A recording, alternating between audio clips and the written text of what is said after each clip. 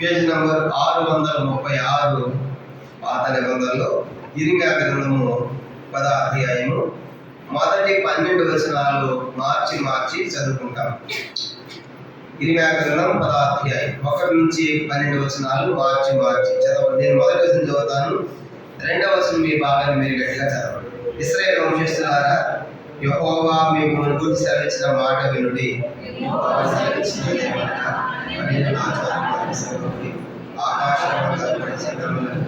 జనములు భయపడు, అయితే మీరు భయపడకూడదు. జనముల ఆచారములు వ్యర్థములు. అడవిలో ఒకటి చెట్టు నరికినట్లు అది నరకబడదు. అది పనివాడు గొడ్డలతో చేసిన పని. అది కదలకున్నట్టు మేకులు పెట్టి చిత్తతో దాన్ని నిలుపుతారు. 5.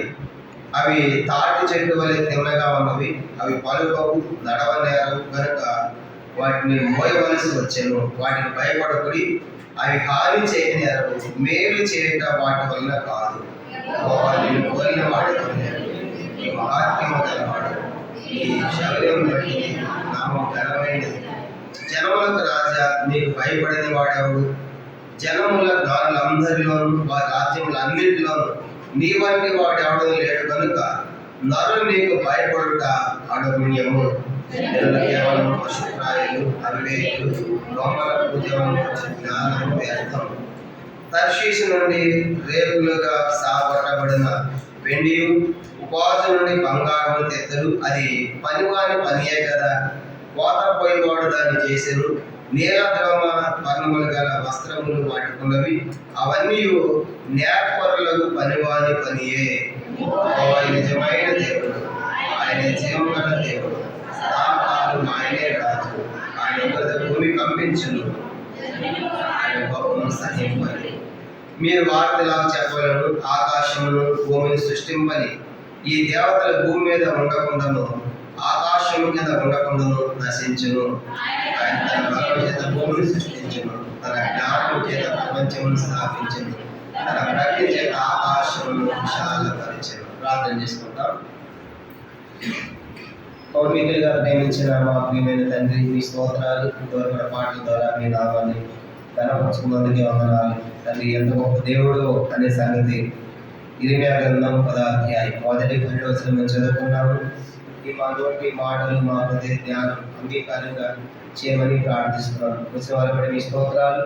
ఇంకా రావాల్సిన ప్రజలు మార్గ మధ్యంలో ఎవరు ఏర్పాటు ఉన్నారు నడిపించి మహిమ పొందమని, సమృద్ధి దీవెనకరంగా చేయమని, ఆయనకి రాసిన కూడా మీ సిలువ సాటం మరుగుపరిచి నీ ప్రజలమైన మా అందరి కోసం వాటిని గురించి మహిమ పొందమని, సమస్త మహిళ మీకు ఆరోపించుకుంటూ వందనాలు చెల్లిస్తూ యేసు క్రీస్తు వారి పరిశుద్ధమైన నామంలో ప్రార్థించి వేడుకొనుచున్నాము తండ్రి, ఆమేన్. మనం చదువుకున్నటువంటి వాక్య భాగము ఇర్మియా గ్రంథం 10వ అధ్యాయం మొదటి 12 వచనాలు మనం చదువుకున్నాము. ఇక్కడ మరి ఒక సంగతి మనం జ్ఞాపకం చేసుకోవాలి. అదే కాదు, అది 6వ వచనం చూడండి. 6వ వచనం, యెహోవా నిన్ను పోలిన వాడు ఎవడును లేడు. అది చాలా ప్రాముఖ్యమైన. కాబట్టి దేవుని పోలినవాడు, మన దేవుడైన యెహోవా యేసు క్రీస్తుని పోలిన దేవుడు ఎవరు లేడు. అందుకే ఇర్మియా ద్వారా దేవుడు సెలవిస్తూ ఉన్నాడు కనుక అన్ని జనుల ఆచారాలను అభ్యసింపవద్దు. ఒకప్పుడు అన్ని జనులుగా ఉన్నాం, వాటి ఆచారాలు అభ్యసిస్తూ వచ్చాం. పితృల పారంపర్య గడ్డ ప్రవర్తన అనుసరిస్తూ వచ్చినటువంటి వారిని. అయితే ఇప్పుడు మీరు అది పని చేయకూడదు. ఎందుకంటే వాడు సేవించే వాటి గురించి చెప్తా 3వ వచనంలో, జనముల ఆచారములు వ్యర్థమైనవి, అవి ఒకడు చెట్టును నరికినట్లు నరకబడుతుంది. అది పనివాని గొడ్డలతో చేసిన పని.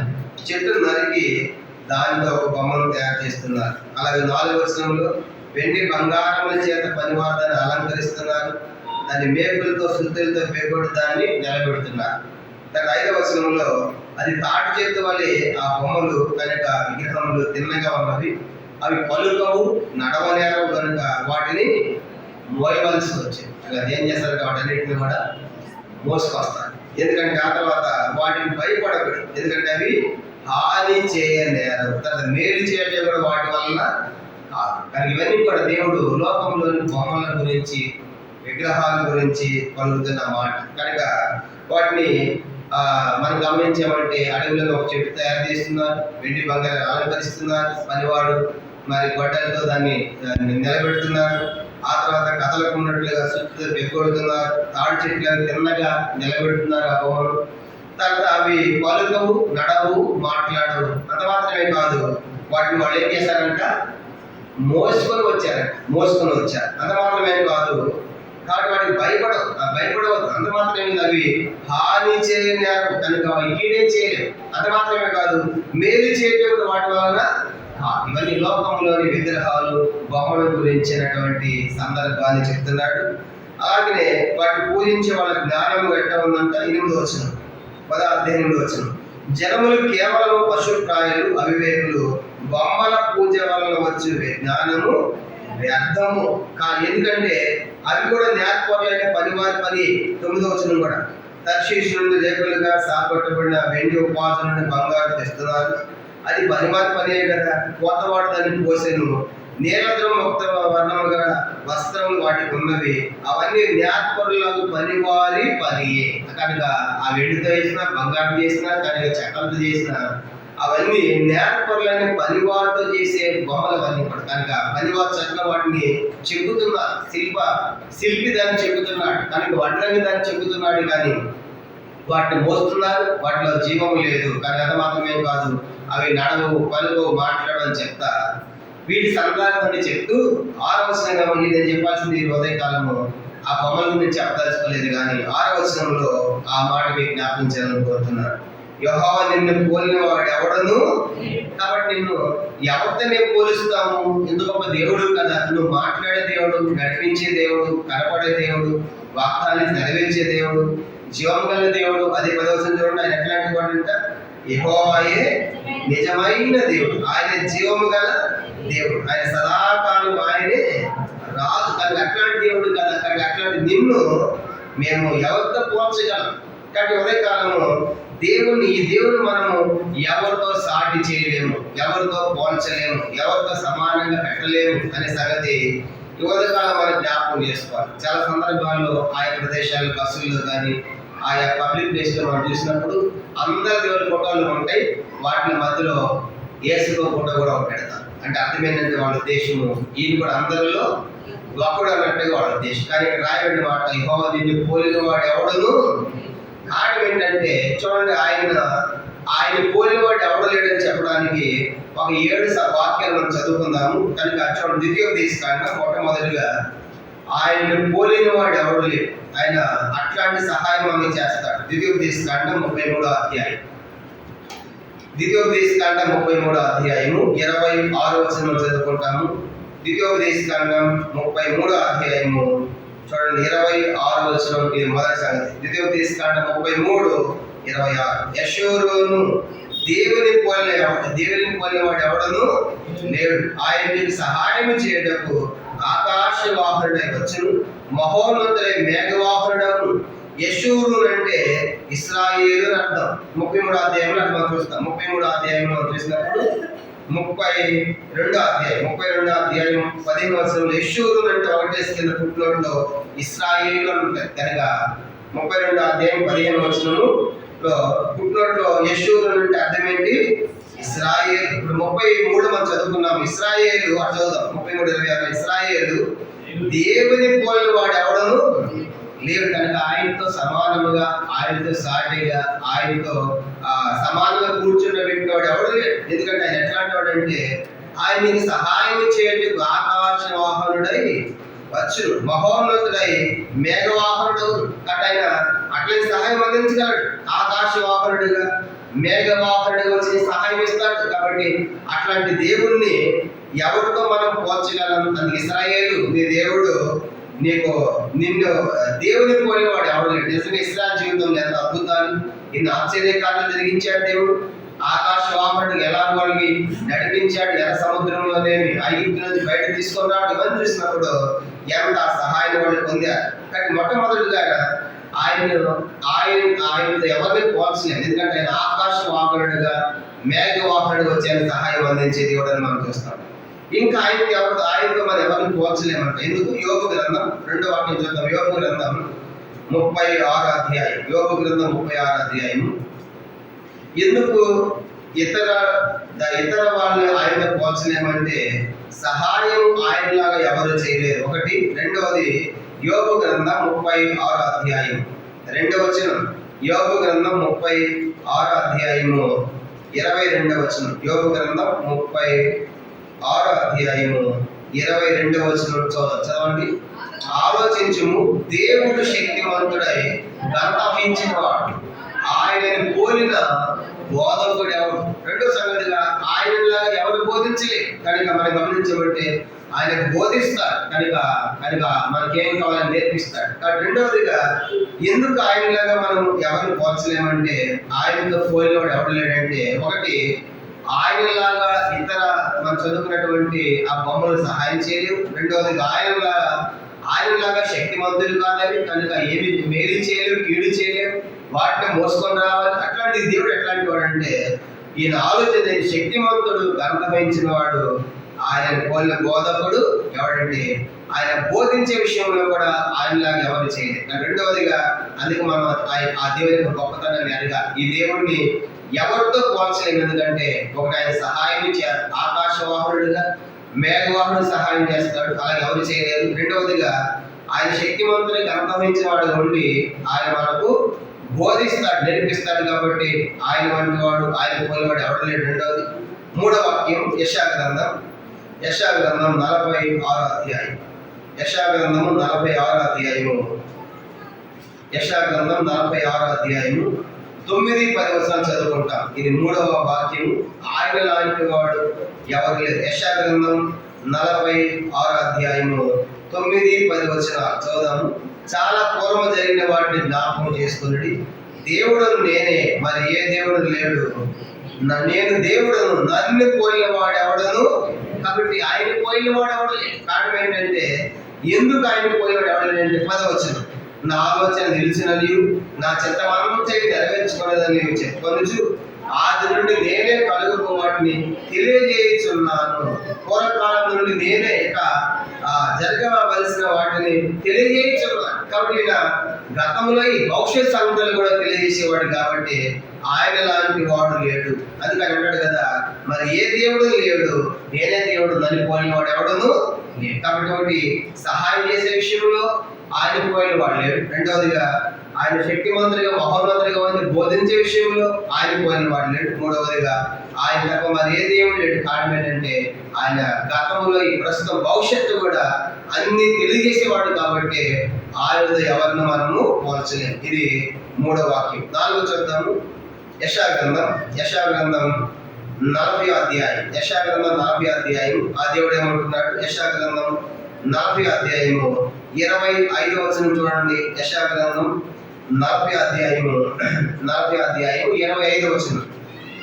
నీవు ఇతనితో సమానుడని మీరు నన్ను ఎవరికి సాటి చేయుదురు అని పరిశుద్ధుడు అడుగుతున్నాడు. కనుక దేవుడు అంటున్నాడు, నన్ను ఎవరితో సమానంగా ఎంచుతారు. కనుక కొన్నిసార్లు మనం అంటాము మీ ఇద్దరు ఒకేలాగా ఉన్నారండి అంటాం. చూసేటట్టుగా కొన్నిసార్లు మొక్క అవకాయలు బట్టి రూపాన్ని బట్టి చూస్తామంటే మీ ఇద్దరు ఒకేలాగా ఉన్నారు, అన్నదమ్ములాగా ఉన్నారు, లేకుంటే మీలాంటి వాళ్ళ దగ్గర చూసామని ఇతరులతో పోలుస్తారు కొంతమంది. కానీ దేవుడిని అట్లుగా ఎవరితో సమానంగా పోల్చలేమంటే ఎందుకు? ఆయన పరిశుద్ధుడు. దాని పరిశుద్ధతను బట్టి పరిశుద్ధ దేవుడు ఆయన ఒకడు లేడు. అందుకే అన్న కూడా ఆరాధిస్తుంది. 1 సమూయేలు 2:2 యెహోవా వంటి పరిశుద్ధ దేవుడు ఒకడును. కాబట్టి ఆయన ఇతరులతో ఎందుకు పోల్చలేమంటే పరిశుద్ధతలో ఈయన లాంటి పరిశుద్ధ కలిగిన వాడు ఒకడు లేడు. ఈయన జన్మలో కానీ జీవితంలో కానీ కనుక ఆయన పరిచయంలో కానీ భూలోకం అంతకాలం ఆ దేవుల్లో ఎలాంటి మచ్చ మాయ లేకుండా కామ క్రోధం లేని వాడు కానీ జీవించారు. అందుకే ఆయన అన్నాడు కదా, నాలో పాపం మీరు ఎవడు స్థాపిస్తాడు. యోహాను 8:40 ప్రభు చెప్పాడు. అది ఇప్పుడు ఆ దేవుడు అంటాడు, నన్ను ఎవరితో సమానంగా పెడతారు? నేను పరిశుద్ధుని కదా, కాబట్టి నాలాంటి పరిశుద్ధుడు ఎవరైనా ఉన్నాడా అని దేవుడు అడిగాడు. అంటే అది దేవుడు ఎవరితో మనం పోల్చలేదు. కానీ పరిశుద్ధతలో ఆయన లాంటి వాడు ఎవరు లేడు. ఇంకా దేవుడు ఏమంటాడు? యెషయా గ్రంథం 46 అధ్యాయం. ఇంకో మాట చదువుతాం. యెషయా 46 అధ్యాయము 5వ వచనం కూడా చూడండి. యెషయా గ్రంథం 46 అధ్యాయము. యెషయా గ్రంథము 46 అధ్యాయము 5వ వచనం చదువుతాము. 46:5 మేము సమానులమని నన్ను ఎవరికి సాటి చేయుదురు? మేము సమానులమని ఎవరు నాకు పోటీగా చేయదు. కాబట్టి మేము సమానము, నాకు పోటీగా నాకు సాటిగా ఎవరిని నాకు సమానంగా తీసుకుని రాగలుగుతుంది అంటే నాతో సమానమైన దేవుడు ఒకడైనా ఉన్నాడా? అందుకే ఒక పాట ఉంది కదా, నీతో సమం ఎవరు, నీలా ప్రేమించేది ఎవరు ఉంటుంది. ఆంధ్ర క్రైస్తవ కీర్తన ఒక పాట ఉంది, సమానులెవరు ప్రభు, నీ సమానులెవరు ప్రభు, సమానులెవరు ప్రభు. కాబట్టి ఆయనతో సమమైన వాడు ఒకడు లేడు. అది కానీ అంటాడు కదా, నాకు పోటీగా నాకు సాటిగా ఎవరు తీసుకొస్తారు. కాబట్టి పరిశుద్ధ దేవుడు కదా. ఇంకా ఆయన ఏమంటే యెషయా 40 చూడండి. ఇవన్నీ చూసినప్పుడు మన దేవుడు ఎంత గొప్పవాడు ఆలోచించాలి. యెషయా 40 కూడా, యెషయా 40:18, కాదు మీరు ఎవరితో దేవుని పోల్చుదురు, ఏ రూపంలో ఆయనకు సాటి చేయదు. కాబట్టి ఒక రూపంలో పెట్టి దేవుడు అని మీరు ఏ రూపంలో పెడతారు నన్ను? ఎందుకు? 19 విగ్రహమును చూడగా అది శిల్పి దానిని పోతపోయిరు, కంసాలి దానిని బంగారేకులతో పొదుగును, దానికి వెండి గొలుసులు చేయి, కనుక విలువల దానిని అర్పింపజాలని నేరసడు పుచ్చని రాను ఏర్పరచుకుని కథలని విగ్రహమును స్థాపించిన నేర్పగల పనివారిని వెదకి పిలుచుకొను. గమనించగలగా ఎవరు దేంట్లో పెట్టి పోలుస్తారు. కానీ కాబట్టి ఉదయకాలము నేను చెప్పాల్సిన విషయం ఏంటంటే, ఈ దేవుణ్ణి ఎవరితో మనం సమానముగా పోల్చేది. అది 113 కీర్తన 113 5వ వచనంలో కూడా ఆయనను పోలి ఉన్నవాడు ఎవరు లేరంట. 113 కీర్తన 5వ వచనం కూడా చదువుదాము. 113 కీర్తన 5వ వచనం చదవండి. ఉన్నతమందు ఆశీనుడై ఉన్న మన దేవుడని యెహోవాను పోలి ఉన్నవాడు, ఆయనని పోలి ఉన్నవాడు, ఆయనకి సాటి అయినవాడు, ఆయనకి సమానమైన వాడు కనుక ఆయన దేనితో మనం పోల్చలేము. కారణం ఏంటంటే ఇక్కడ రాయబడింది, ఆయన పేదలను తర్వాత దరిద్రులను పెంటకుప్పల మీద లేవనెత్తి అధికారులతో ప్రధానులతో కూర్చుండబెట్టాలి అన్న ఆలోచన ఎంత గొప్పది. అలా ఆలోచించేవాడు ఎవరున్నారు కనుక, కాబట్టి అలా ఆలోచించేవాడు ఆయన. అందుకే ఉన్నతమందు ఆశీనుడైన మన దేవుని పోలిన వాడు ఎవరు. కాబట్టి ఇవన్నీ చూసినప్పుడు మన దేవుని ఎవరితో దేనితో మనము పోల్చలేము. కనుక ఆయన 10,000 మందిలో ఆయన అతి కాంక్షణీయుడు. అందుకే 10,000 మందిలో అతన్ని గుర్తించగలరు అని సొలొమోను చెప్తుంది పరమగీతం 5:10. ఆయన అంత ప్రత్యేకమైన శ్రేష్టమైన దేవుడిగా మనం చూస్తాం. కాబట్టి ఇవన్నీ కూడా ఇప్పుడు దాకా చెప్పినంత నేను ఇంట్రడక్షన్ ఉపోద్ఘాతం మాత్రమే. ఆయన ఎవరితో దేనితో మనము పోల్చలేము. ఎందుకంటే ఒకటి, ఆయన ద్వితీయోపదేశకాండం 33:20 చదువుకున్నాము. ఆయన ఆకాశవాహనుడిగా మహోన్నతుడిగా వచ్చి సహాయం చేసే దేవుడు. కాబట్టి ఆయన ఎవరితో పోలుస్తాం అని ఒకటి చదివాము. రెండో వాక్యము యోబు గ్రంథం 36:22 చదువుకున్నాం కదా. ఆయన మహోన్నతుడు, శక్తివంతుడు, ఆయన బోధిస్తాడు మనం. అలా బోధించేవాడు ఎవరున్నారు కనుక ఆయనని పోలివాడు ఎవరు లేడనేది రెండో వాక్యం చదివాం. మూడవది యెషయా 49:10 వచనాల్లో నేనే దేవుడు కానీ ఎవరితో పోలుస్తారు? గతంలో ఈ ప్రస్తుతం భవిష్యత్ సంగతులు మీకు తెలియజేసేవాడిని కాబట్టి ఎవరితో దేనితో పోలుస్తారని ప్రభు చెప్పాం. మూడో మాట చదివాం.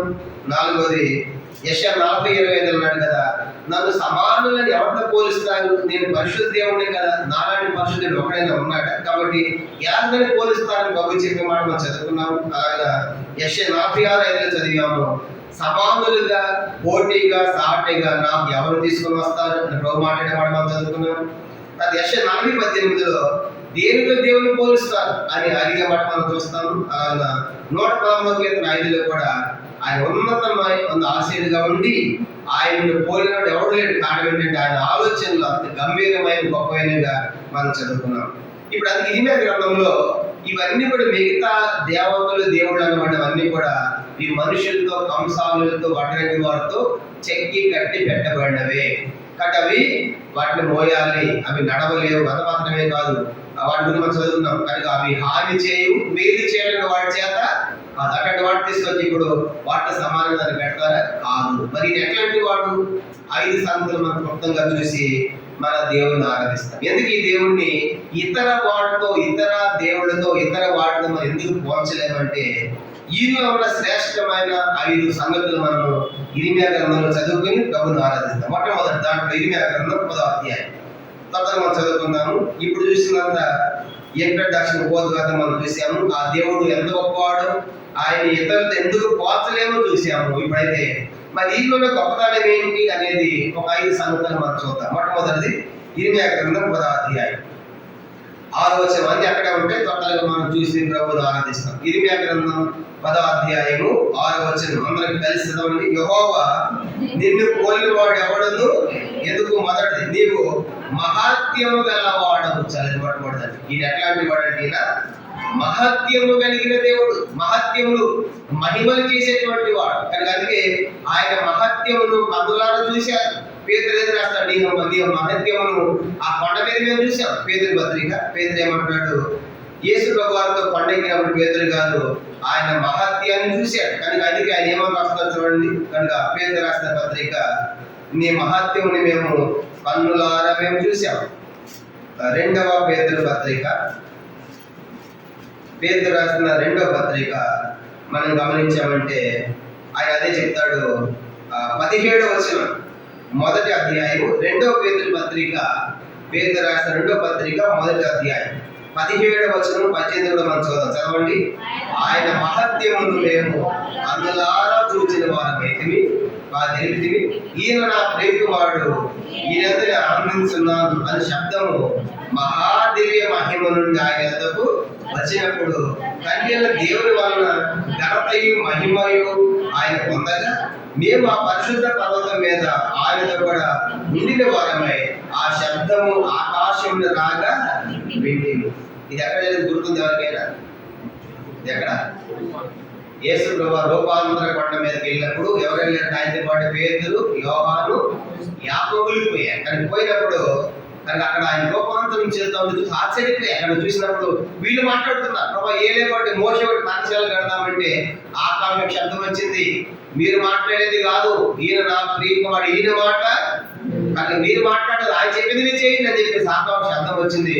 ఆయన రూపాంతరం చెందితే ఆయన వస్త్రములన్నీ ఎట్లయిపోయి తెల్లగా దగదగా మీరు చూడండి ఆశ్చర్యపోయారు. అది అన్నట్టు పేతురు ఆ పత్రిక రాస్తా, నీ మహాత్యాన్ని మేము బంధువులారా మేము చూచాం. కాబట్టి ఆయన మహిమ కలిగిన దేవుడు అర్థమైంది. కాబట్టి అందుకు ఇతర దేవత మనం ఎందుకు ఆయన పోల్చలేమంటే ఈయన మహత్యము కలిగిన దేవుడు, ఈయన మహాదివ్య మహిమ కలిగినటువంటి వాడుగా వాడు బంధువులారా చూశారు. కనుక ఇది ఆయన చెప్తే ఉంటాం కాదు. అదే పేతురు రాస్తాడు, మేము బంధువులారా మేము చూసాం దాన్ని. మత్తయి సువార్త, అది ఎక్కడ? మత్తయి సువార్త 17వ అధ్యాయం చూడండి, ఒక చదువుదాము. ఆయన వస్త్రాలు ఎట్లా ఉన్నాయంట? మత్తయి సువార్త ఆ కొండ మీదకి వెళ్ళినప్పుడు ప్రభు యొక్క రూపాంతరం చెందిన తర్వాత ఆయన రూపాంతరం చెందిన వాడి ముందు అప్పుడు ఆయన వస్త్రాలు ఎట్లా ఉన్నాయి? మత్తయి సువార్త 17వ అధ్యాయం మొదటి 2 వచనాలు. ఈ సందర్భాన్ని పేతురు చెప్తున్నాడు. మత్తయి సువార్త 17వ అధ్యాయం మొదటి 2 వచనాలు చూడండి. 6 దినములైన తర్వాత యేసు పేతురును, యాకోబును, అతని సహోదరుని యోహానును వెంట పెట్టుకుని ఇద్దరు కొండ మీదకి ఏకాంతముగా పోయి వారి రూపాంతరము చిన్నది మహిమ చెందాడు. మహిమ 2వ వచనం, ఆయన ముఖము సూర్యుని వలె ప్రకాశించాడు, ఆయన వస్త్రములు వెలుగు వలె తెల్లని వాయువు. చూశారు కాబట్టి అలాగైనా ఆయన ముఖం అంటే సూర్యునిలా ప్రకాశించింది, ఆయన వస్త్రములు వెలుగు తెల్లగా అయిపోయింది. వాళ్ళంతా ఆశ్చర్యపోయారు. కనుక అలాగూ ఆయన యొక్క మహిమను వాళ్ళు బంధువులారా చూసినట్లుగా మనం చూస్తాం. అందుకే మొట్టమొదటి ఈయన మహత్యము కలిగిన దేవుడు. అది కీర్తనలో కూడా కీర్తన 96 అనుకుంటా చూడండి. కీర్తన 96 4వ వచనం. 96వ కీర్తన 4వ వచనం చదువుతాము. 96వ కీర్తన 4వ వచనం. యెహోవా మహత్యము గలవాడు, ఆయన అధిక స్తోత్రము పొందతగిన వాడు, సమస్త దేవతల కంటే ఆయన పూజనీయుడు. జనముల దేవతాంతర బట్టి విగ్రహములే. యెహోవా ఆకాశ విశాలమును సృజించిన వాడు. కాబట్టి యెహోవా మహత్యము గలవాడు. అంటే ఉదయకాలం ఎందుకు దేవుని ఆరాధించాలి? ప్రభా నిన్ను ఎవరితో మేము పోల్చలేము, సాటిగా పోటీగా నీకు ఎవరితో పెట్టలేము. కారణం ఏంటంటే నువ్వు మహత్యము కలిగిన దేవుడు, అందుకు ఆయన ఆరాధించాలి. మహిమ మహిమలు చేసే దేవుడు కాబట్టి నీ స్తోత్రం అని చెప్పాలి. ఇది మొదటిసారి. రెండో చదువుదామా? ఇర్మియా గ్రంథం 10వ అధ్యాయం. రెండవదిగా ఆ దేవుడు ఎట్లాంటి వాడు, ఎవరితో ఎందుకు పోల్చలేమంటే ఆయన ఉన్న రెండవ గొప్ప సంగతి మనం చదువుదాం. ఇర్మియా గ్రంథం 10వ అధ్యాయం 6వ వచనం. ఇర్మియా 10:6 తర్వాత భాగం చూడండి. నీ శౌర్యమును బట్టి నీ నామము ఘనమైన దాని. శౌర్యము అంటే చెప్పండి, శౌర్యం అంటే ఏంటి? బలం. శౌర్యం అంటే చెప్పండి, బలం. అంటే ఆయన బలాన్ని బట్టి ఆయన ఎట్లాంటి వాడు అంటే ఆయన ఘనమైన వాడు కనుక. రెండవది శౌర్యం అంటే బలం. కానీ రెండవది దేవుడు ఎట్లాంటి వాడు అంటే ఆయన బలమైన దేవుడు, బలవంతుడైన దేవుడు కనుక. నీలాంటి బలమైన వాడు ఎప్పుడైనా ఉన్నాడా? ఆయన బలము ఆయన బలం ఏం చేశాడంట? అది 12వ వచనం. ఇర్మియా 10:12 చూడండి. ఇర్మియా 10:12. ఆయన తన బలము చేత భూమిని సృష్టించాడు. కాబట్టి దేవుడు ఈ భూమి అంతా కూడా ఆయన బలముతో సృష్టించాడు. అంత మాత్రమే కాదు, ఆయన బలము చేత ఇశ్రాయేలు ప్రజల జీవితాల్లో ఏం చేశాడంటే సాతానుకు అపవాదు గుర్తున్నటువంటి ఫరో సేనలను తన బలంతో ముంచివేశాడు. నిర్గమాకాండం 15వ అధ్యాయం. నిర్గమాకాండం 15వ అధ్యాయం. ఎక్సోడస్ చాప్టర్ 15 చూడండి. ఆయన బలంతో మరి ఐగుప్తు యొక్క సేనలను కదలకుండా ముంచివేశాడంట. అది ఎలా జరిగిందంటే ఆయన బలముతో. నిర్గమాకాండం 15వ అధ్యాయం. నిర్గమాకాండము 15వ అధ్యాయము 16వ వచనం చదువుకుంటాం. నిర్గమాకాండం 15వ అధ్యాయము 16వ వచనం చదవండి. యెహోవా నీ ప్రజలు అద్దరికి చేరే వరకు, నీవు సంపాదించిన ఈ ప్రజలు అద్దరికి చేరే వరకు నీ బాహుబలము చేత పగవారు రాతి వలె కదలకు ఉందురు. పగవారు ఎవరు? ఇశ్రాయేలు పగవారు ఎవరు? ఐగుప్తీయులు. కాబట్టి వాళ్ళు ఎక్కడైపోయారంట? ఆయన దేవుని యొక్క బాహుబలం చేత పగవారు రాతి వలె కదలకుండా అయిపోయారు. అంటే వాళ్ళు దాటేంత వరకు, సముద్రం అందరూ దాటేంత వరకు ఆయన బలం చేత కదలకుండా రాతి వలె దేవుడు చేశాడు. కానీ తన బలము చేత తన ప్రజలను కాపాడాడు. తన ప్రజల చేత మరి ఆకాశం ఆ బలం భూమిని సృష్టించాడు. తర్వాత కొత్త నిబంధనలు చూసినప్పుడు మనం సాతాను ఓడించలేం. కాబట్టి యేసు ప్రభువారు వచ్చి మన పక్షంగా సాతాను అపవాదిని తన బలము చేత ఓడించాడు. అందుకే సాతాను తలను ఆయన శీఘ్రంగా చెతకొదికించాడు. కాబట్టి రెండవదిగా ఆయన ఎందుకు ఆరాధించాలంటే ఆయన బలమైన దేవుడు, శౌర్యం కలిగినటువంటి వాడు. అందుకే ఆయన ఆశ్చర్యకారుడు. యెషయా 9:6 ఆయన ఆశ్చర్యకారుడు, ఆలోచనకర్త, బలవంతుడైన దేవుడు. కాబట్టి రెండవదిగా ఎవరు ఇతరులు ఎందుకు పోల్చలేమంటే ఇతర వాటి దేవుడిని బలమైన దేవుడు, శౌర్యం కలిగినటువంటి వాడు, ఘనమైన వాడు. కాబట్టి ఇతరులతో పోల్చలేము. ఇది రెండవ ప్రాముఖ్యమైన విషయం. మూడో చదువుదాము. ఇర్మియా గ్రంథం 10వ అధ్యాయం. ఇతరులు ఎందుకు పోల్చలేమంటే దేవుణ్ణి. ఇర్మియా గ్రంథం 10వ అధ్యాయము 7వ వచనం చదువుకుంటాం.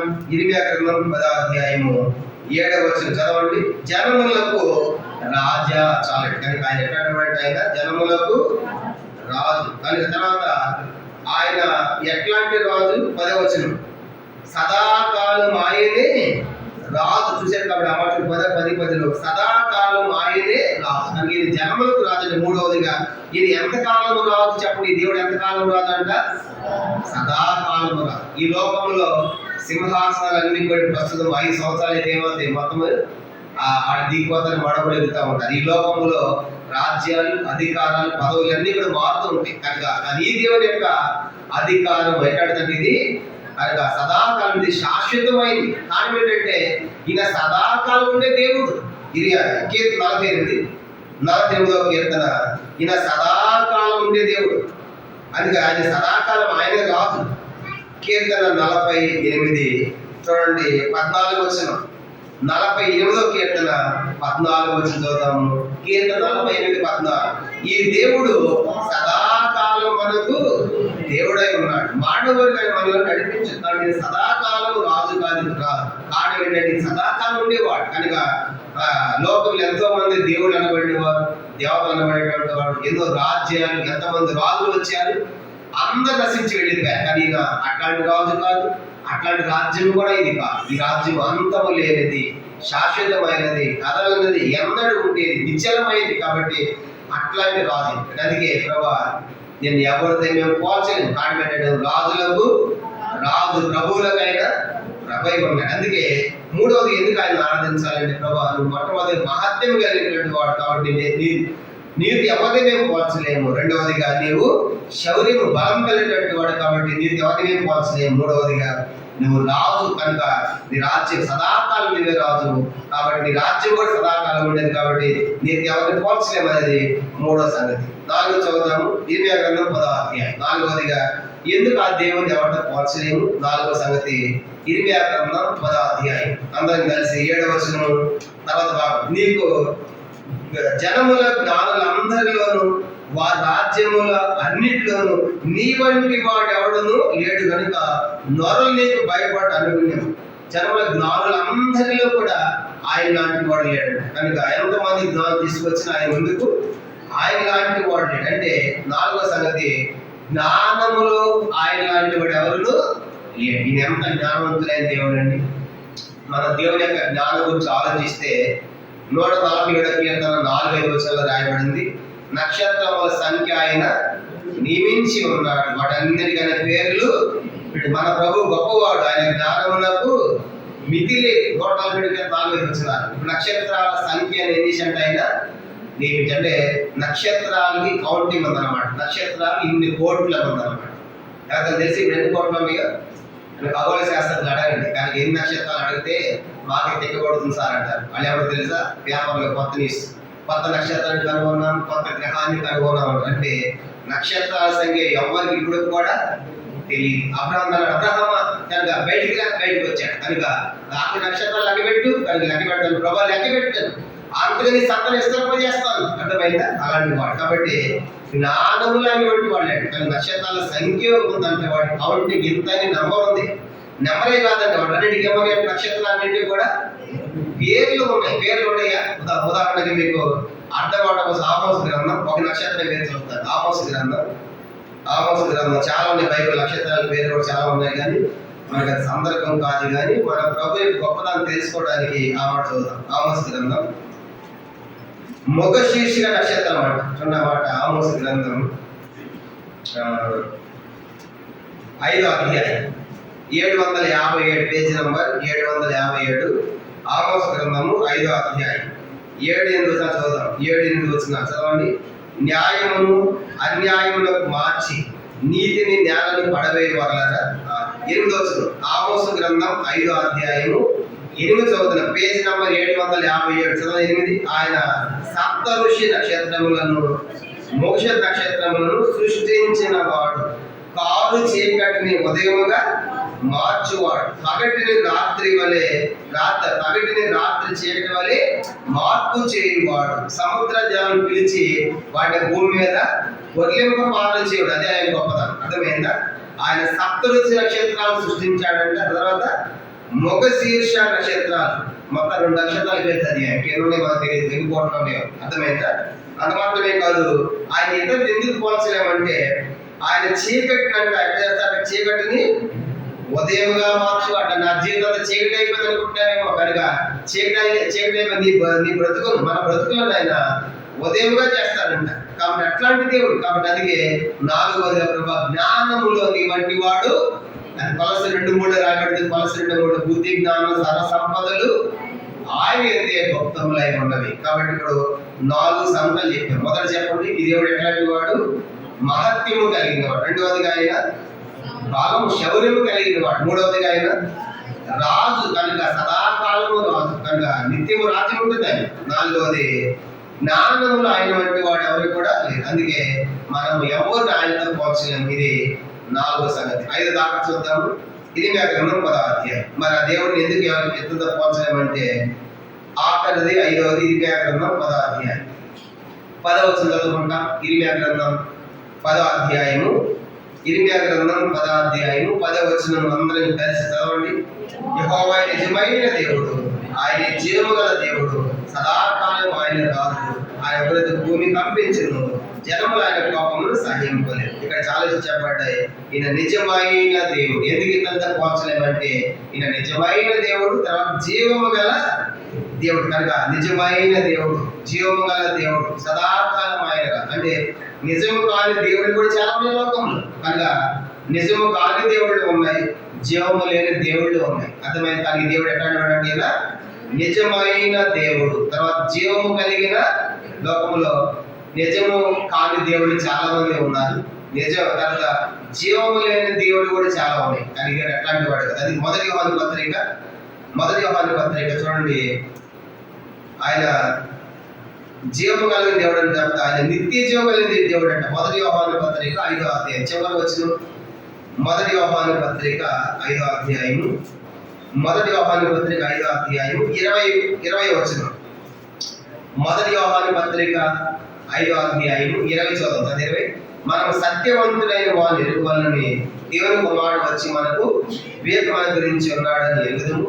మనం దేవుని కుమారుడని యేసుక్రీస్తునందున్న వారమై సత్యవంతుని అందున్నాము. తర్వాత చదవండి. ఆయనే నిజమైన దేవుడును నిత్య జీవమునై ఉన్నాడు. యేసుక్రీస్తులో ఉండడం అంటే మతంలో తిరగటం కాదు. యేసుక్రీస్తులో ఉండడం అంటే సత్యములో ఉండటం. కనుక ఆయన సత్యమైన దేవుడు, నిజమైన దేవుడు, జీవము గల దేవుడు. కనుక అట్లాంటి దేవుడు తీసుకొని పోయి ఎవరితో పోలుస్తారు? కాబట్టి నాతో ఎవరు సమానంగా, నాతో పోటీగా, నాతో సాటిగా, కనుక నాతో పోల్చలేని వాటిలో ఎవరు కూడా లేదు అని దేవుడు చెప్పిన వాడు మనం చూస్తాం. అయితే ఆయనకి ఎవరిని పోల్చలేము. కానీ అద్భుతమైన సంగతి ఏంటంటే ఒకరోజు మనము ఆయన్ని పోలి ఉంటాం. చెప్పడం ఆయనకి వెళ్ళి ఎట్లా ఉంటాం మనమంతా. ఇది సూపర్లేటివ్ డిగ్రీ. ఎందుకో బాధ్యత ఆయనతో ఎవరిని పోల్చలేం. కానీ ఒకరోజు ఆయనలాగా మనం ఉంటాం. కనుక కొన్నిసార్లు అంటాం కదా, పిల్లలు చూసినప్పుడు అంత అచ్చం నీలాగే ఉన్నాడు, ముగ్గు నీదే, చెవి నీదే, పంది అని సంతోషం. మనం కనుక నా బిడ్డ నా ముక్కే, నా సత్తే నా బిడ్డ సంతోషపడతాము. ఒకరోజు మనమంతా ఆయన పోలి ఉంటాం. ఈ లోపల ఎవరితో ఆయన పోల్చలేం. కానీ మనం ఆయనలా మారుతామంట. మొదటి యోహాను పత్రిక అందుకు ఆయన ఆర్థించాలి. మొదటి యోహాను పత్రిక 3వ అధ్యాయము 2వ వచనం చూడండి. మొదటి 2 వచనాలు. ఆయన పిల్లలం కాబట్టి ఆయనలాగా మనం ఆయనతో పాటు మనం ఉంటాం. మొదటి యోహాను పత్రిక 3వ అధ్యాయము మొదటి 2 వచనాలు చదువుకుంటాం. మొదటి యోహాను పత్రిక 3వ అధ్యాయం మొదటి 2 వచనాలు. మనం దేవుని పిల్లలని పిలవబడినట్లు తండ్రి మనకి ఎట్టిందో అనుగ్రహించిన చూడండి. మనం దేవుని పిల్లలమే. ఈ హేతు చేత లోకం మనల్ని ఎరుగుతుంది. ఎలాంటి అది మనల్ని ఎరగని. ప్రియులారా, ఇప్పుడు మనం దేవుని పిల్లలమై ఉన్నాం. మనం ఇక ఏమవుతామో అది ఇక ప్రత్యక్షపరచబడలేదు. కానీ ఆయన ప్రత్యక్షమైనప్పుడు ఆయన ఉన్నట్లుగానే ఆయన చూద్దాం కనుక ఆయనని పోలిద్దామని. కానీ ఆయనకి ఎవరిని పోల్చలేం. కానీ ఒకరోజు ఏమవుతాడు మనం ఆయనకి పోలి ఉంటాం. ఎంతో బాధింది. కనుక ఎవరిని ఆయనతో సమానంగా పెట్టలేం. కానీ ఒకరోజు ప్రత్యక్షమైనప్పుడు మనం ఆయన్ని పోలి ఉంటాం. అంటే అర్థమేంటి చెప్పడం, మనం ఆయన పిల్లలు అనమాట. ఆయన పిల్లలు కాబట్టి ఆయనలాగా ఉంటాం. ఎంతో బాధితులు మనం అనుగ్రహించాడు. కనుక అందుకే ఆ దేవుడు మనం ఎలుగెత్తి ఉదయకాలం ఆ దేవుడు మనం ఆరాధించాలి. ప్రభా, నీకు ఎవరిని పోల్చలేం. కారణం ఏంటంటే నువ్వు మహత్యం కలిగినటువంటి వాడు, బలము శౌర్యం కలిగినటువంటి వాడు. 3వదిగా నువ్వు సదాకాలము రాజు. 4వదిగా జ్ఞానంలో నీ వంటి వాడు. 5వదిగా నువ్వు నిజమైన దేవుడు, జీవగలిగిన దేవుడు, నిత్య జీవుడు, సత్యవంతుడు. అంత మాత్రమే కాదు, నీకు ఎవరిని పోల్చలేం. కానీ ఒకరోజు నేను నీలాగా ఉండబోతున్నాను. మనం ఆయనలాగా ఆయన పోలి ఉంటామంటే అర్థం ఏంటంటే నా పిల్లలు కాబట్టి నా స్వరూపంలో నన్ను పోలి ఉంటారని దేవుడు సంతోషపడతాడు. కనుక మనం ఏదైతే మన పిల్లలు చూసి ఎట్లా సంతోషపడుతూ ఉంటామో దేవుడు కూడా రోజు ఏం చేస్తాడంటే మనం ఆయన పోలి ఉన్నప్పుడు మనసారి సంతోషపడేవాడిగా ఉంటాడు. అలాగా ఆ గొప్ప దేవుడు ప్రభా నీకు ఎవరిని పోల్చలేదు. అట్లాంటి దేవుడు మన కోసం మహామహుడిగా ఉండి ఈ లోకానికి సామాన్యమైన మనుష్యుడిగా, రిక్తుడిగా, దాసుడు, తీయుడిగా వచ్చాడు. మా యావత్ మానవాళి మా పరిహారం బలవలసిన వ్యక్తి రక్తాన్ని కార్చాడు. తరపున ఆది రీతులన్నీ గొప్పతనాలన్నీ కూడా తగ్గించుకున్నాడు. రిక్తుడైపోయాడు. మన కోసం అర్థం కార్చి మరణి సమాధి చేయబడి తిరిగి లేచాడు. కనుక సమాధి నుంచి లేవడమే కాదు, భూమి మీద ఉండి కనుక అధికులు కనబడి పరలోకి వెళ్ళి మనం రాబోతుండగా నిజంగా ఆ దేవుడు ఎందుకోసం మన కోసం ఎంత తగ్గించుకున్నాడు. కానీ ఆ దేవుడి యొక్క తగ్గింపు, ఆ దేవుడి యొక్క ప్రేమకు మనం ఏమి చెల్లించగలం. ప్రభా, నీకు ఎవరిని పోల్చలేం. కానీ ఒకరోజు నన్ను నీలాగా మార్చబోతున్నావు. నేను నీలాగా ఉంటాననేటువంటి గొప్ప నిరీక్షణ కలిగించిందని స్తోత్రం అని మనం వెలుగైతే దేవుడు ఆత్మ సత్యముతో ఆరాధించడం కాక ప్రభు తన వాక్యాన్ని ఆస్వాదించను కాక. మనం లేచి నిలబడి ఒక పాట మనం పాడుకుంటాము.